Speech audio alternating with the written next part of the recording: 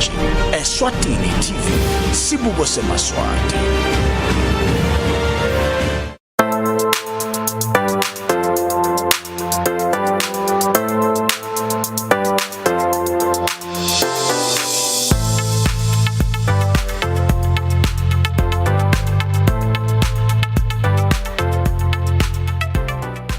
It's a Thursday and you know what time it is. So 9 o'clock.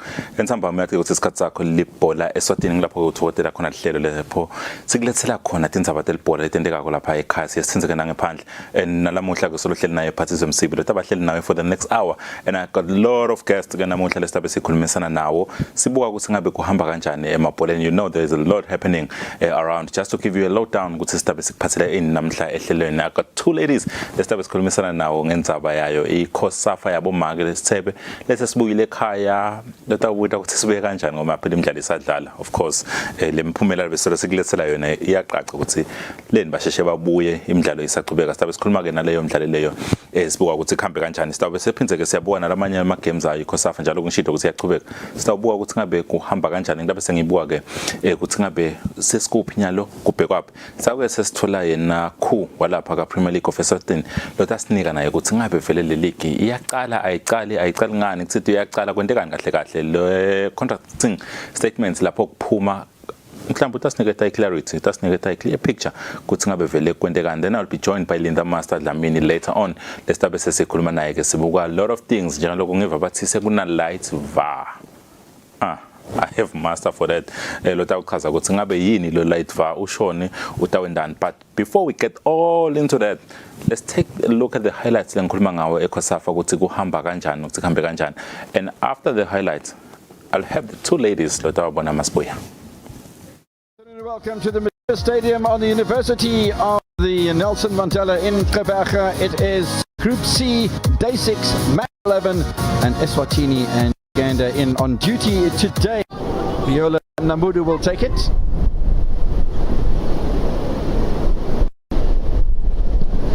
There's a little photo close to the keeper, punches away, smashed back in, a wonderful shot from the edge of the penalty area. This time Uganda will take the lead, and a good celebration as well. Yeah, pops up to score the first goal for Uganda in this tournament. And the first goal for Uganda. Wonderfully struck goal, absolutely no chance for Eswatini, and Sukulukule Sibanze and Kapala coming back and helping defensively. Now Manziri to the near post, as easy as you like, stabbed into the back of the net, and a goal for Nabosa, the 23-year-old from Lady Doves, and Uganda lead by 2-0. Well, they were running up to have the shot here, Uganda. Eventually the ball popped in by Resti Manziri, and it was very easy for Letitia Nabosa with the keeper trying to cut the post, and she was left stranded by her defence. That's good work by Manziri though. Two players to contend with. One of them was Nabweteme onto the right wing. She played as a left wing against Zambia in the starting lineup. She's playing as a right wing at the moment. She's done really well here. Lockett, there's a great opportunity for an equaliser. It's gone in from Kampula. Beg your pardon, pull a goal back, not an equaliser. Eswatini playing more attacking football, and suddenly Dumisani Makanya will have a smile on his face. Right hand side. Lovely little ball in from her. She does all the hard work. A little pullback from her. No chance to clear for Shadia Nankia. No chance for Daisy Nakaziro. Concedes her first goal of the tournament, as do Uganda. And it's a good finish from Telewe. Eswatini put themselves right back into contention here.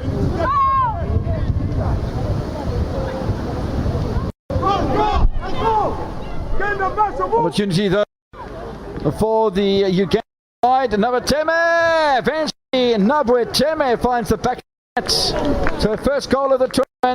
She had it in the back of the net a bit earlier on in the first half, but a handball was spotted by the referee to get that shot that came off the underside of the cross. Nabweteme will get onto the score sheet. Finally, she's able to get behind Willily and Dwandwe. The defenders to deal with still. Cuts inside, cuts outside, finds the left hand. Natsuna with the ball towards the edge of the penalty area. Yeah, that's clearly deliberate. if Nabumba had to pick up a second yellow in this match, he would miss out on the game against Zambia. And it does also leading by 3-1 as the free kick comes in, and that's struck past the wall, past the goalkeeper, and Uganda now lead by 4-1. As soon as free kick around the ball, past Lamini, sneaking inside that right and upright. Almost taking possession there in Kampule, and she had Kampalala next to her, but the keeper's off her line, and there's another opportunity for a here. Is that Nasuna again? Yes, it is. A break for Nasuna coming off the bench for George Lutalo. Nasuna with the race. She gets behind the defense. Easy little tuck away past Lamini. It's on the edge of the penalty area and couldn't make contact with her hands. But Nasuna with 2 goals in the space of 2 minutes. And Uganda now really taking this with Barbie. That, ladies and gentlemen, is the final whistle. Right on time from the Namibian official who issued 3 yellow cards today to Nabumba for Uganda, for and Kampalala for Eswatini, for Malinga as well. But it's goals out in the game of football. A brace for Nasuna, goals from Napirie, Nabosa and Nabwateme for Uganda. Made it very difficult for the Eswatini to report back with what turned out to be a consolation goal for Nkule in the 56th minute. A dominant performance from the Ugandan side, go to the top of the table after their draw against Namibia. And this victory this afternoon, Eswatini, Uganda win by 5-1.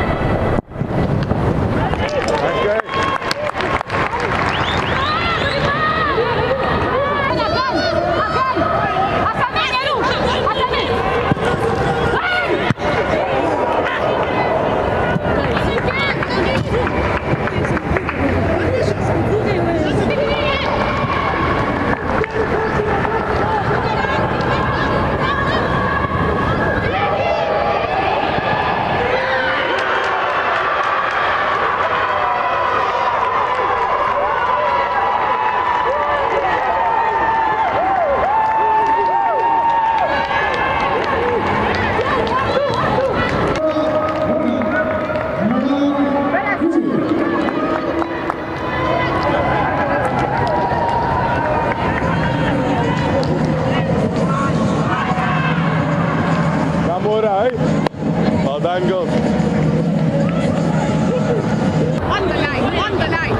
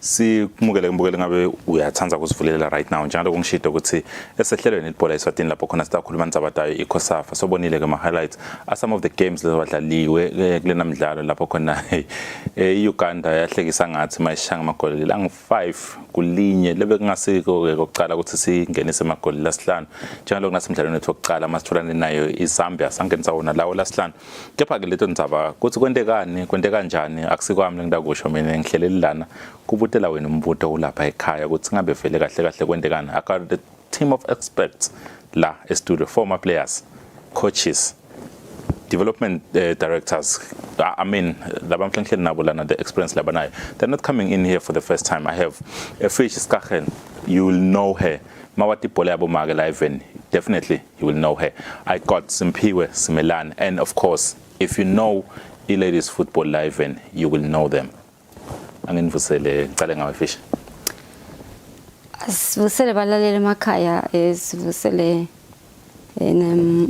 phathi wethu lapha sibonge lithuba lesinika lona kuyakhombisa ukuthi nabo make seniyabakhathalela yes Simpiwe ngikuvusele coach yes sivusele babukele emakhaya sivusele nani phathize siyabonga kuba part of Sport Zone sitokhuluma ngebhola yabo make I know for sure you're not happy. Yes. Leave it. You're not happy. As I started sibuke the first game against Zambia. Let me just say, Zambia, they are coming from Olympics, right? Sure. So on paper, already my favorite game. But Simpiwe ngicale ku mawubuka le game ngendlela yadlala ngayo. Were you impressed or were there any positives longer to our picker from the game? Yeah, akhona because first 45 minutes they play well because yabo banlaba strong laba and sakhona lokuthi sidlale sichinje kungu2 not yabo playing against banlaba beyakuma Olympic banlaba hleti the whole last year bachima together and mane lengakubona lokungasebendelanga lokuthi le ndlela lebesimaka ngayo beyikhomba lokuthi angesilaste because sitohlala simakile up until when otherwise the 45 minutes samdlala kahle kwangukuthi nje second half sibuye sichinjile thi plan lini singaphuma nalo la nyalo because sitomaka but at the end of the day funa siwelele center Fish I think it was the same thing lebesikhuluma ngayo when we last talked masikhuluma ngema games emanzini nodras defensive shape ibesiyafa machuba ne game and I think second half njalo ko asho nje coach Simpiwe lana ukuthi kwahamba sasesilahlekelwa lihala na le move was it the same case yini nakule game lena ukuthi sahluleka phinze kusimake futhi mase kumele simake la ukucoka khona njengoba basho Simpiwe ngefirst half sazama kuyibamba but ngale second half babe senabo babuya neplan lekuthi bayabona ukuthi sipake ibhasi sayipaka vele le bhasi because beyingecile ibhola ngale beyidlala ngala sikhathi lesiningi and lokuliba la defender throughout vele kutagcina kwendeke emaphutha we tried ukuthi sivale but base basendela strategy nabo ngoba bebashaya outside bangashayila but bashaya bathola le pace lebe city vula thina then that is how bakhona ke ku so many goals. I understand this, we were poor but take nothing away from the quality of goals lebakashaya badlali baseZambia? No, lama goal for me I feel kahle. The rest, I carelessness yalama players, because there's no need ukuthi singaya sibeng 3. So by 3 singayi win. Shothi kude lo commander ko lapho ukuthi sengikhona what next. And 2, angathi ukuthi coach ngabe strategy bani la sisebenzisa kule defense yakhe, because if you defend udefender ube unalo plan lelithite nasithola sendani, because thina besithe le plan ukuthi nasithola sitayindani while siyayimaka but sitowendani kude, because befuna bena strategy ukuthi nasithola thina maybe stoyishale tigangeni lalaba capable sitokhona kudosa umoya, but there was no structure there. Bekungumaka nje sayitufuza embili. Yabo nakhona situfuza lekibo phinze bayabuza, yabona we get tired after all. It was almost the same thing against Uganda, Skahar. We did exactly the same thing, but this time around at least at 2-0 we got a goal without we coming back to the game. But it wasn't to be. Was there any difference kugame yakala fish compared to igame Uganda? Ngicabanga ukuthi sabuka ema results abo before, and then saphindze sabuka le game leyo labayidlala ecaleni, satitshela ukuthi badlala ema long balls, sasuke satitshela ukuthi so maka the long balls abo kani nabo batabe sebayachinja, because nabo bayibukele first game yethu, and then bawabona lama weaknesses ethu. Emagoli angena la kude keeper labeka ngakwenda, because onke lamagoli angena simile asimaki, one way are slow go maka, and 2 ikicking yethu ayisiyo kahle, because if you look at all lama clearances ethu siklerisha le bola ihlale ethu, which means good evelele strength kulama masela ethu. The kicking was not okay. Now simple one little goal lele boka ukuthi mabalishaya le goal we had 7-8 defenders ekhathe boxing, but ibhola yadlala ngoni 3 abantu base Uganda. Structure lapha imova khamba kanjani? It seemed like it's a weakness yethu, because na kwanzi nonto it was the same case. Njengoba ngisho bude ukuthi lapha akukhulunywa, yabo kunemuntu lekufuna akhulume, yabo ukuthi bani, yabo because nje welile logcwema khokho lamhlophe ngelo sha 5. There was no need ukuthi aye lapha, because kunebani labayithu lapha. Yena bekufatela bembiwa la, because lelo dlalele ibhola kube bekunaye, but ofika iclearishe yena usukile na ogcumukela, because bonke abakhulumi lo yithi ngiyotendela, and seniya nonke kanye kanye nowenda one the same thing banipitha, uyabona, because bonke yabona siba enhle kude lo commander, because each and every law nangabe ku defense kuna number 5 lefuna khuluma, na ku midfield kuna number 6 lefuna khuluma, ku striking khona utakhuluma kuthi bani asesichinji checking, nangithi mina ntaphumuthi mistake le khona just 13 long captain wethu Nokuthola coach akampositionanga, you cannot play number 6 khanzakala touch line, yabona, because yena zohaza lonke le ground, it's like yena sofuna kwenda konke lo Phumzile lo uthola le bhola la khathe eswini utayidlala nabani, because Phumzile nabayishaya lama defender ethu lo 10 meters labamshaya yakho ufuna I receive ayiphasele international ngikhani bacabanga ke embili, but international se touch line la khona so kude luthola eswini ne kicking yakhe ngeke izifike lembili, sekufuna kusuke bocece batoyilanza batofika nini letulo. So coach ngiva ngazi, because coach angimbonanga lokuthi uyambida, because international first game wawenda wahaza befuna bambithe ukuthi international hlala la lipalila, but awubuya le touch line batakhanzula good. Second game same thing, shotsani ngayiboni le mistake nini la khaza, because inkinga beseswini labantu emawinga bawasebenzisa mova, option number 1 bekuyihlaba emkhathini eswini bakhanza umuntu lo yedwana bangi3 bona ngesikhona ekudlala besingeke. But positive fish, Yes, we get a goal. Lokho mina mangibona score ngitshela ukuthi if we can press a bit higher mhlambe nathi singabathola, because clearly they are not that good defensively. But we didn't do that enough. Usikaheli mhlambe le goal bokukhona libele ngakushintsha mfana bekhona lengakushintsha angithi uyabona nje la iqhamuka khona le bhola, because lana the system labayidlalako labantwana i-4-3-2-1. The 4-3-2-1 ithi akube nalaba fanele ngabe si-attacker ngema-wings because uyabona ukuthi le bhola ukuze siyikore yaqhamuka ngakuphi but bokhanza isikhathi lesiningi thina si-attacker sona kuhamba state kanti yinto lesingayikhoni vele kuyenda. So if you look at Shimi nje nakaqhamuka on the side then nangiyacece laphana, we could have changed that or bocoach babone ukuthi ashinjeni phela le ndlela lesidlala ngayo vele is best nas attacker ngama-wings than coming straight. Then that's how we got the goal which was good. But we got the goal painfully Uganda the coach Simpiwe. Now the question lengnayo ukuthi 5 goals second game 5 goals in Sifapi in the besides defensively. Let's talk tactics of the team. We talked structure, we say communication, we talk communication, we say they're not communicating.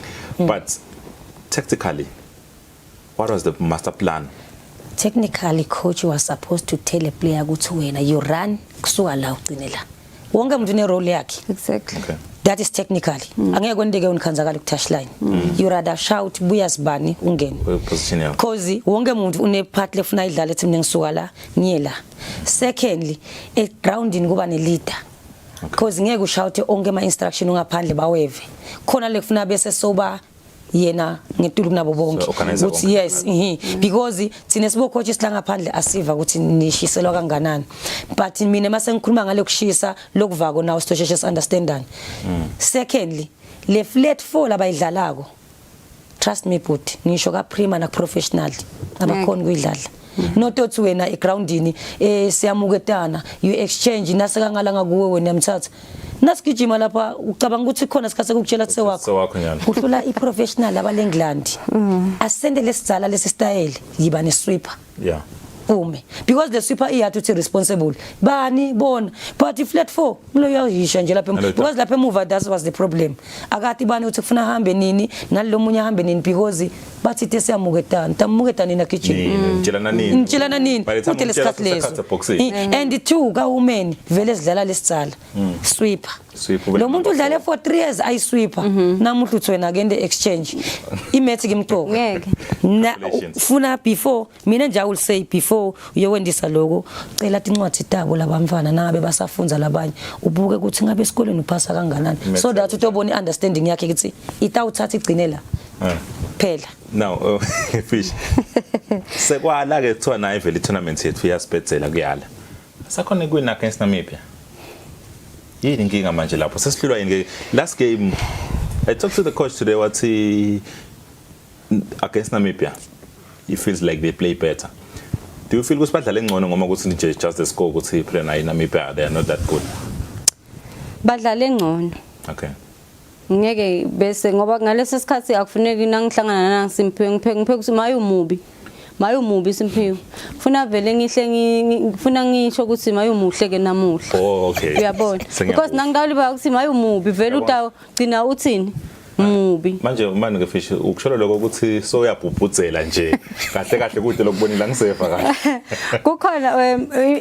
kukhona labakulungisile. Okay. It's just that vele le nangizana le momentum yaweze vele ipass ngalamagoli lang2 but balungisile ngoba ubonile ukuthi kule game leyo bese bathakha ngalama wings lele ngwashoko. Okay. Yes. Saliwa amagoli ngisho kanjalo even though vele besilingana nalaba bathola igoli bawina. Yes. Angeke vele bese sithi kude labakulungisa but unfortunately balungisa vele isikhathi sesihambile. Uyahleka Simphiwe ngifuna ukuthi mase ngiphendula ukuthi wena le game yakho so summarize everything bese ngifakela le perspective ukuthi le aspect ukuthi kunema under 20 lapha badlala sibabonile some few young players even the goalkeeper elaba khona. You must be proud seeing those kind of players having worked with them ikakhulu ku under 20 nabanyalo siyababona lana. Does it say ikona way forward ngoma bes bafaka nje ngoma now buti way forward inengakhulu just 11 contributile player leyo nalo wayibamba kulesi game eGanda. I think it is because aka tayeli lokudlala lo 4 yena Yeah. udayile kudlala lo 5 yabo so lana bebambeke adlale 4 otherwise kulama 20 ngiva kwangazi ukuthi benda kahle lokubadlalisa because sebadlala isto wakhela tukwabo Yeah. nesikhosafa bona batabe base groundini baku first 11 sebatshela labanye ukuthi kuyashisa la Yeah. so bakahle balapha groundini. Last question for Wena. I feel like it should go to Fish, this one, because it has to do with development and basic Fish. We've seen the under 20, right? Yeah, bakomenda ukuthi benda kwenda kahle movement kunebadlali. We saw both cons nje the last time nabangazi bebakhona lana. Plan, because we can't always prepare for COSAFA. Friendly games lapha nalapha. We did go to Mozambique, but of course bekudlala leyo tournaments nakhona. Before that bekude lokudlalwa. Do we have something like lined up ukuthi proper development yabo mark? Nama friendly games malungiselwa, because coach, I'm sure you'll appreciate my friendly games before every other tournament. Yeah. Khona le khona Fish. Nkanzi simoshe ngile COVID nayo isifakile sandla because vele i-team nayikhembile kufanele idlali lama friendly vele beswadlala nawe again kude lo ngakwadi lokho and then vele kule tournament le mina kube kuyangami ngabe kuba i-preparatory tournament yethu ukuthi if we go for qualifiers a CAF ema qualifiers a FIFA let's try something new. So dlala nenakuza neZimbabwe, yes. Do we stand a chance? Okay, ngifuna nje uthi yes or no. Do we stand iZimbabwe na iphumile COSAFA njengathi ihlulekile. Do we stand a chance? If we can work harder, we do stand a chance. Now, ngifuna ukuthi sale sihamba kanye nanga emagame alabanye just to cover the rest of the tournament. Tanzania versus Zambia. Yeah, we need Tanzania going through. So Charlie Sampele yabukisa ngathi lesithi biya COSAFA bane edge. Were you expecting that result? I was not expecting. South Africa, Malawi. Malawi winning. Bengithi South Africa yahamba. I'm sure it's the same thing nabo. No, ngibukele Tanzania. Okay. Yeah, iyadlala. Even though nje nayo inalabadlali labatsala, but iyadlala. It does deserve to go to the finals. Tanzania versus Malawi finals. Who's winning? I'll go with Tanzania. Obvious. Tanzania ta win. Ngiyakivi Malawi ifikile but le Tanzania akusiko kucala yenda nje. Okay. Yeah, is strong yona and yona yaqala ngama 20. 2019 beyidlalise ama 20. Okay. 2020 yamixela ama 20 COSAFA. Yadliwa kumaseme. Siyakubona it's working for others. Ngaba sikwending ngani? Well, it's a question for another day. It's working for other countries, so I think we should do it. Eye opener. Yeah. Now, my games like that Kubeka Saturday, lo abona kumbukeli on your screen right now is Zambia and South Africa ngama third and fourth playoffs. Bese ukuthi Tanzania ne Malawi lapho khona sitaba ne champion wayo iCOSAFA lomnyaka. And we do hope ukuthi next year kulawo ama 20 coach Simpiwe stabe siwabona alapha ngama third or finals. I really do have hope ngababona ngendlela labadlala ngayo ma qualifier, though they lost against Mozambique but they played very well. Fish, thank you so much for your time. Thank you so much for coming through to our studios. Asibonge mphathi, sibonge nebalaleli kuhlala nathi. Isithemba ukuthi sitawuphinde sibuye. Definitely. Every time ngisho something Simpiwe ubongazi khona la afuna kusho. Every time ubongazi there's something like ngasi happy ngayo. Ikakhulu masikhuluma ngayi national team Simpiwe. I will one day give you all the platform. Ngiyekele nje so far wente konke lokho because you have a lot to say. I see the passion inside you, but thank you so much for today. That's not just sibambe lapho ongazi urape the wrong people gabi. Thank you so much. Okay, siyabonga futhi. I promise you, every time ndambuta something, uba that mic la nakuzeni, la say, I see the passion. Yeah. I see the passion. This is the time we had for today. And it's always nice having them in the studio.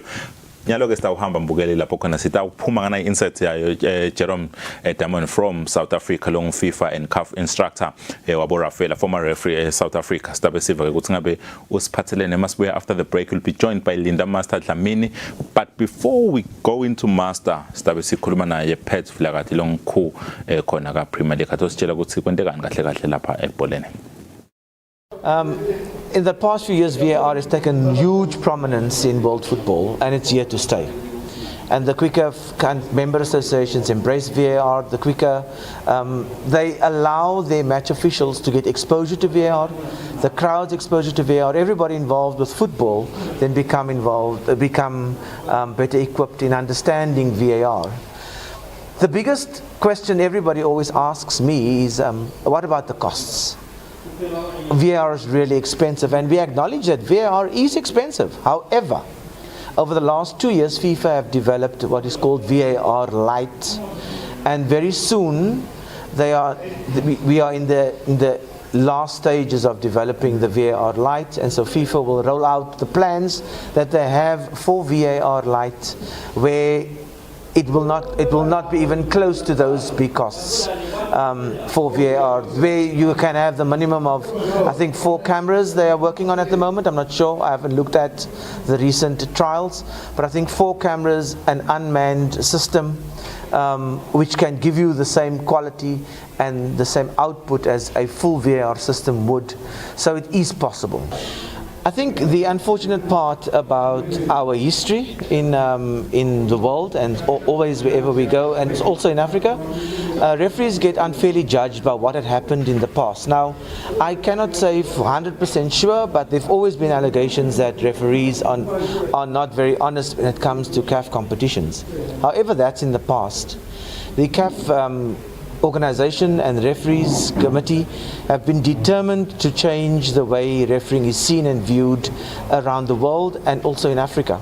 We have to commend them for their efforts in rooting out corruption, in getting rid of those people who came to football and came to refereeing with less than honest intentions, and so the leadership in CAF and the referees need to be commended for all of those efforts in that regard. Our African referees are doing exceptionally well in world tournaments. Just recently they've been invited to the CONCACAF tournament, to the Gold Cup in America. There are referees now going to the Arab World Cup. And so African referees are now taking their rightful place amongst the best in the world because they put in a big effort. There's been a big drive by the director of referees, Mr. Eddie Mayer, and his CAF referees board to ensure that referees get the best training and be given the best opportunity to compete against match officials for the top honors in top FIFA competitions. Also, there's been big support from FIFA, from Massimo Busacca, the director of referees, and FIFA President Gianni Infantino to lend support to CAF in terms of supporting workshops, VAR, especially VAR, to grow refereeing. So I think refereeing in Africa is on a good leg. Definitely here in Eswatini as well, because we are now all following the same recipe, the same way of training, the same way of improving the game. And what I've seen this past week, I'm really enthused, and I'm very sure that in the next few years we'll be able to see referees in Eswatini having a more permanent spot in terms of the way they officiate and compete at CAF level, and also in CAF competition. So. Matt Damon from South Africa, akhuluma ngayo Abo Rafaela ubuke my interest Abo Rafaela as a former referee, so instructor wa CAF kanye naye FIFA, so he goes around the countries training and doing those refresher courses for Bo Rafaela balelo live, so bekalana kuleli viki eliphelile endawona lawo ma refresher course well this week endawona lawo ma refresher course for the country. Before I go through to Master, we have Pets wakhona ka PLE lesivele sinaye la elangeni Mpephethe. Angumukele nguvusele ehlelweni Libhola Eswatini. Yeah, going to London, sivusele kuMaster. Ngosipho wonke amaswati la siyabukela lo msakazo kulesikhathi sanyalo njalo ungumusa ngilabafizile ndonke. Siyabonga Mphephethe. Ngicansi lokumcolo silakhambisa embili Mphephethe before sibe sesithi nsaleti indzaba ye-league yekubuya kwe-league kahle ukuthi ngabe silive ngabe ni organization ni maphi right now ukuthi ibiya nini ibanjwe yini njengalo besike siva ukuthi iyabuya kule weekend kumephi Mphephethe? Kasibonge Ndlondo. Sibonge for lithuba ukuthi kumbe besingathi kuchazela sive ikakhulukazi batsanze betemidlalo lababukela umsakazo kumbe nalabo labatawucocelwa bekukhulunywane emsakadweni ngalesikhathi lesi. Uqinisile ukuthi etinhlelweni lebetikhona letihlelwa kuma kusuka umnyaka noma kumbe makuvutwa umnyaka kwethulwa imbiko yawo kuphela kweminyaka kwavunyelwana i-assembly ya Premier League of Eswatini yavumelana ukuthi imidlalo ingaqala evikini lamhla ka-8, 9, 10. Kodwa ke lokho kwakulandzela ukuthi indlungulo elibhola beyibekile ukuthi nakusuka lenyanga itibekile inhlelo ukuthi ama-competition sekangaqala kulawo ma-different league. Kodwa ke sikhonza kahle kulesikhathi sanyalo kusevumeleke ukuthi kungadlala Premier League na-National First Division. Vele bekulanga noma kumbe bekuyidate ebekiwe lomhla ka-8, 9 emva kokucela kuyo indlungulo ukuthi awu sibuka ngathi kutawushaya mhla nakusuka lenyanga sabe singileba sengalungele kahle ukuthi besingadlala kwatise ukuthi besidlala yona isizini lebeyivele ifuthetelana ngaso simo lesikhona even nasemhlabeni wonke jikelele Pathiso.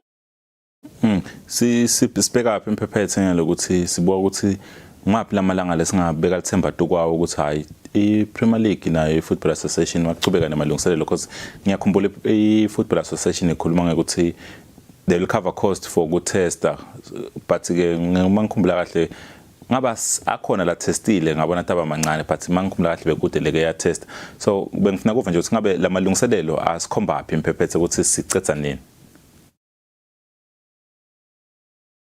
Kasibonge Msibi namasa nabo babukele emakhaya.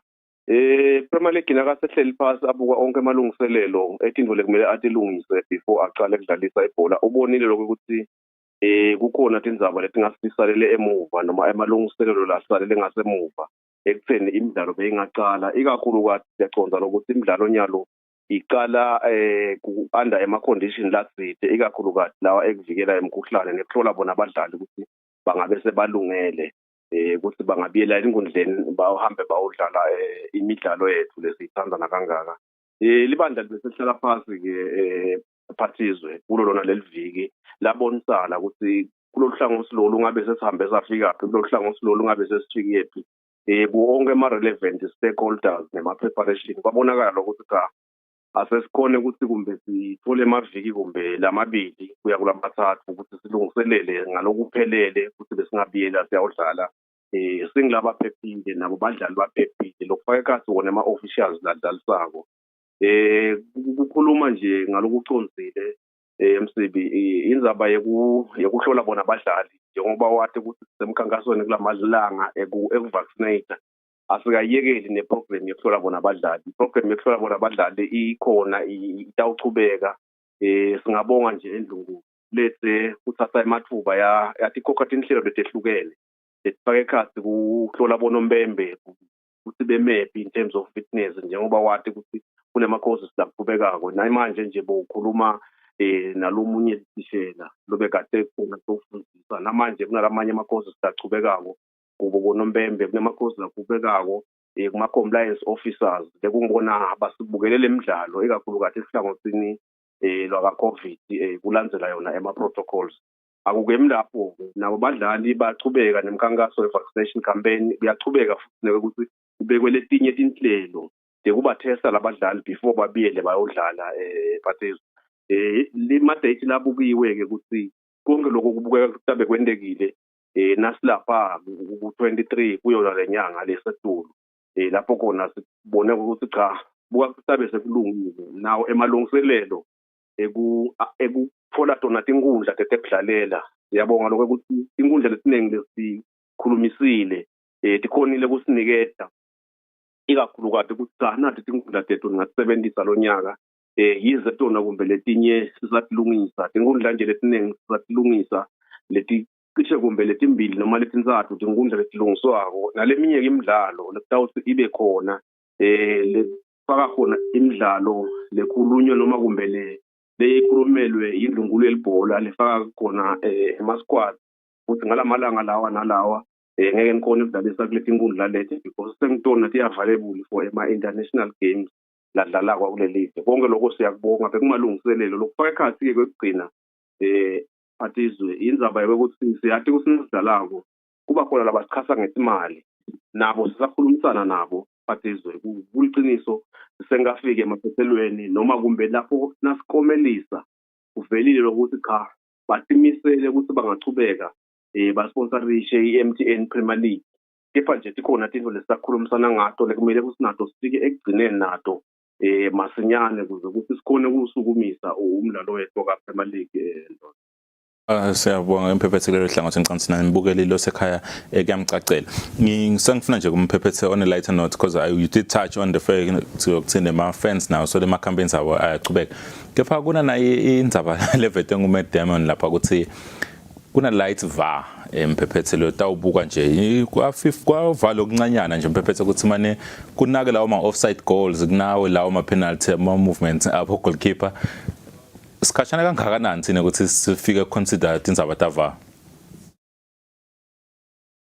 asibonge Ndlondo cabanga ukuthi iva kuyinto lenhle lekhona leyendeka emhlabeni lelekelelako ukuthi umdlalo wethu ube ngiloyelo sembili yebo wona uyayinciphisa injabulo ngoba kwesinye isikhathi kufuna ukuthi kuyawuhlolwa ukuthi kumbe likoli lishayeke kahle yini kepha nje kulesigaba lesikuso sinesingu Premier League of Eswatini into letiqhamuka kumbe ngaphandle leti tinguquko delibhola lethu seswatini sitithola ngayo indlungulu yelibhola nangabe sekufikile lokho ukuchamuka ngaphandle kumbe ngabe kuchamuka kuye CAF ngabe kuchamuka kuye FIFA kuye kwehlele khona yovisi elikhulu endlungulu yelibhola bese ke iyakuthatha iniketa emalunga ayo lokungema affiliate so kulana simo nasi nangabe kuthi kuyinto lesidinga ukudiscussa bayakwenda lokho ukuthi babite umhlangano dzite utawukhona kubita onke emalunga la affiliate kuyo iEswatini Football Association bese iyahlalwa iyadingiswa enzaba kubuketwe ke netingoni letitsite ukuthi ngabe kungasilungela yini sine la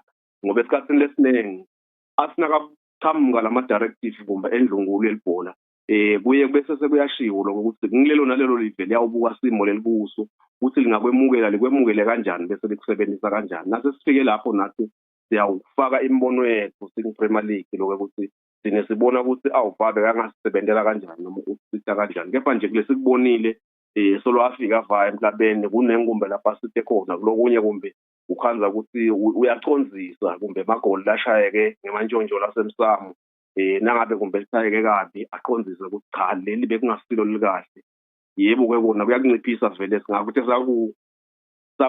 kulesikubonile sibonile kuyinciphisa injabulo kubantu ngoba uyathi lo mnye kumbe encenye uya equalizer afika athi cha legoli leli bese kunemantshontsho emsamo akusilo lelivumelekile ukuthi lingamukeleka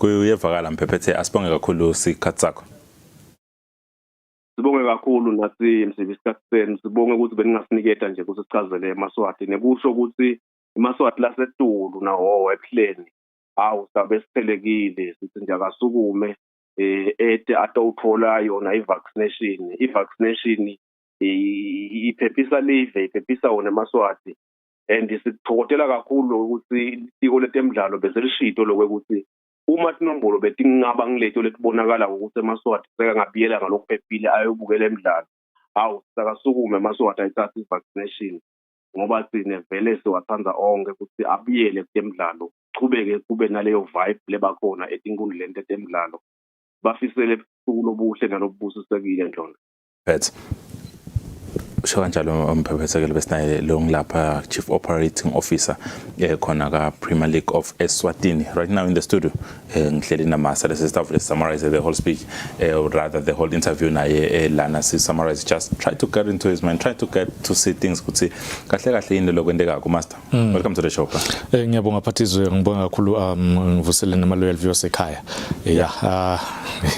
kunenge Phathizwe kunenge kakhulu ngibonile nasemphiwe ukuthi naye ungasi kunenge ufuna ukubhoma I'm glad you noticed because even but what can be your reaction quickly nje kuma game ayo isithebe kuFirst the whole 3 games let's consider 11 goals actually kulukhona Phathizwe nobuka ukuthi 3 games 11 goals sho ukuthi vele singenise kakhulu imvula imbama emagoli 2 games 5-5 then 1 ku last game against Namibia ngicaba ukuthi the overall performance ayikabi lenhle kakhulu ku summarize yona le besikhuluma ngako last week I'm happy Phathizwe ukuthi bafikile bofish lana semphiwe bakhuluma ngale same thing lesakhuluma ngayo last week naThabiso ngestructure isale team Phathizwe kwincumbi letinvo lesikhuluma labakhuluma ngama tactics technical bench but kakhulu ngithandzile nje semphiwe nakabekisa ngeflat 4 ngiyayikhuluma ke emnenge ngezigzag defending that zigzag defending letawufaka lo number 5 lokusho ukuthi yena behind the rest of the defenders high lo sibabe flat bonke ngicaba ukuthi letinvo leto kudinga ukuthi ne midfield wakhuluma ukuthi number 6 utholakala sa touch line kanzi lama zones awamvumeli ukuthi yena abeseka ngale kule zone lengasiyo yakhe yena umaintain le position nguyelo lo maintain le position but ngicabanga ukuthi tonke letinvo leto kudinga ukuthi kungagcina abasignal committee ka Football Association lelithi ma national teams nakabuya lithole le report yes but ke lo munye lo wakwaba kuleli committee lelo uthi yena sola sebenza kuleli committee lelo zange sake sayibone le report leyo but kunokhuza kunebholo lobushwa ka Football Association siyethemba ukuthi kutaba khona le report isho I technical bench ukuthi ikhambe njalo Master, we had met them on earlier on before CBN wakhuluma ngendaba yabo VAR late VAR and kwasithiza le you want to break it down ukuthi late VAR Phathizwe Jerome Damon bekakhona la kusukela kuacala kufundisa bo Nompembe ngiyakhumbulana kacala emavuso ayokhuluma kuyendisa bona le test bo Rafela washo ukuthi is very happy ngendlela bo Rafela lababona ba trainer ngayo ba responda ngayo laba la Swatini but ube sesokhuluma ke nenvo lenye lengicaba ukuthi asingayigadzini kwanyalo thina la Africa more especially la ngendasi thina la khaya Eswatini asingayigatsi nyalo nanyalo bazamile kuyi-introduce i-VAR Champions League ephelile ma semi-final beyikhona na final beyikhona but i-problem lenkulu kuma African countries Phathizwe ma stadiums facility nyalo sikhuluma ukuthi nyalo i-league one of my reasons lamanye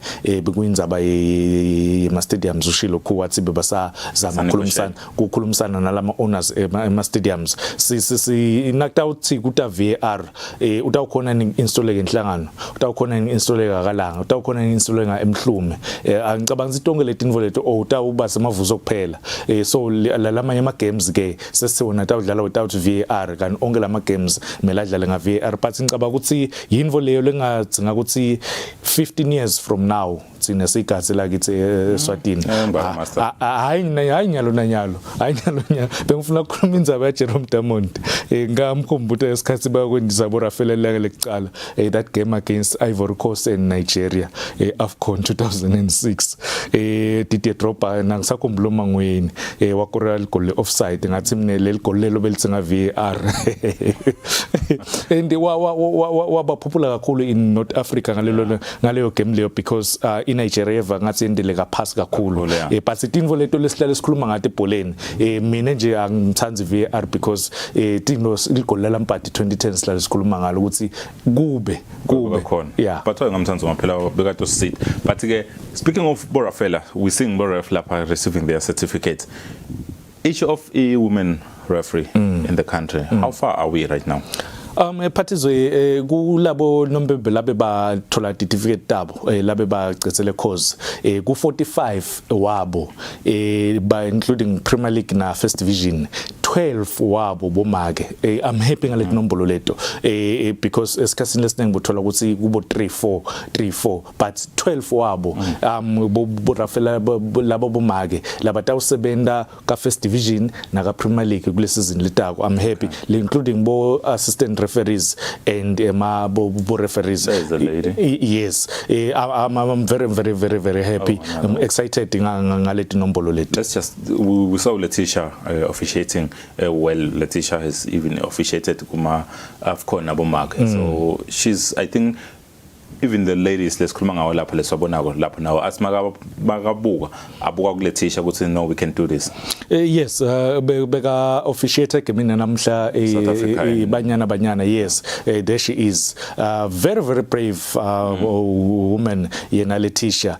Ma decisions akhe uyayombona ukuthi even if are wrong but uyatimele uyamelela confident kakhulu. So ngicabanga ukuthi indvo lethu bomake lekutsenga ukuthi batfunze ukuthi indvo na utsite wena I penalty le unga hesitate ungalaleli lomunye ukuthi the players will pick that because you hesitate about capitalize on that. Exactly. So as a referee kutsenga ukuthi ukufunza ukuthi lele ngikushilo mine not unless uthola signal from the assistant yakho but nje as a referee when your decision is final. Yeah.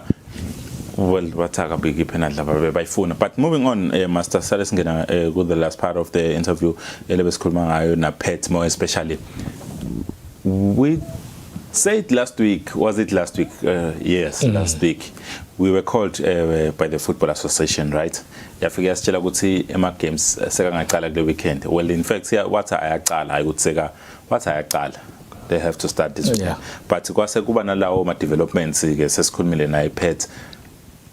Why lokungathi kude le certain needs master ukuthi kwendekani right now, because I want to believe ukuthi iPremier League is well represented ka FA, so the decisions ayatiwa and FA promised ukuthi without test abadlali kude lokwendekile. None of that. What's happening? What's your take on the situation with reference to what Pet has said? Yeah, Phathizwe mhlambe labanengi ba confuse between iFootball Association na Premier League. iFootball Association lehlangano lengamelele ibhola la Ven.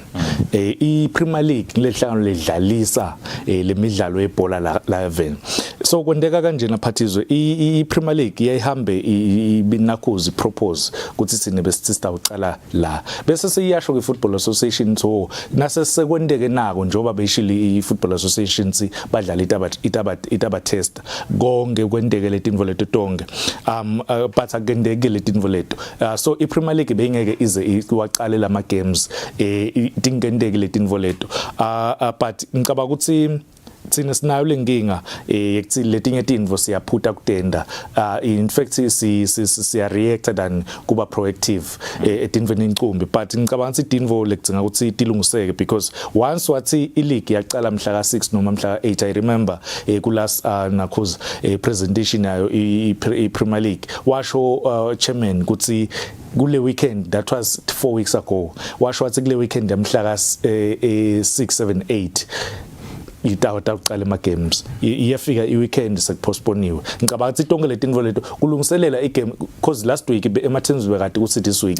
ayadlala so lama even this week lama preparations bese kuphumene ngisho ne fixture lama preparations kulungiselela umdlalo siyathi ukuthi incumbi yama teams alungisa even na behind the scenes balungisa bakhokha netimali tabo but ngicabanga ukuthi bayalimala kakhulu but iPremier League ne Football Association yendile decision ukuthi ileague ayisuki this coming weekend. Well, we do hope ukuthi masinyane ezashito Pet kusimhla ka 23 itawugcina isukile master, but teams, just to touch on that one, ukuthi teams signing badlali left and right, samba release labanye ba sign labanye akucaci ivovovo and sibonile part right now balungiselela CAF bona. We do know we're going to talk more about them next week because badlala that next weekend. Movement master, are you happy with some of the rumors you've seen? Because Timbani we are beef up. before we go? Remember Phathizo ukuthi ema teams la ku CAF iRoyal Leopard nayo iyobe say Royal Leopard kuphela baba iRoyal Leopard bema champions vovo ka first division bema champions bona bazama ukuthi ba beef squad sabo yeah ba beef they are creating a new team, yes, including coach sisivile ukuthi ngenteka former Royal Leopard coach Nuron Dibane known winner of the league, serial winner ka Premier League lo winner 3 wema leagues alandzelana. So ngicaba ukuthi ivovovo bete ka Premier League abakadeli kutodlala betele kutohlala nangibuka ngendlela laba befapha ngayo. Master, as time goes as njalo i-league sabayi postponile, so we'll save that for last. Mase sibona ukuthi magame sayace sibuke ukuthi bani usayine bani but for today, thank you so much for your time. Ngubonga mina Phathizo. And of course ngeke sayekela kubonga kumakele bebala e-studio lokunye Fish Skahel ahambanye nayo Simphiwe Simelane lebebatho silatiyela ema games esithebe lebesilala lapha ku Khosafa. Sethemba ke mbukela ukuthi ulithotele lihlelo sibonga kakhulu nakuye Pet lobebatho sichazela lana he gave I will say clarity even my friends now they understand the situation much better ukuthi kwendekani kahle kepha ke mina ngengiphathizwe Msibi. I must say I really enjoyed being here, I really enjoyed staying with you mbukeli sethemba ukuthi nawe uthokotele as always kube kuthokotela into inhlelo sikulethela dona somsakazo eSwatini TV. Phathizo Msibi, good night.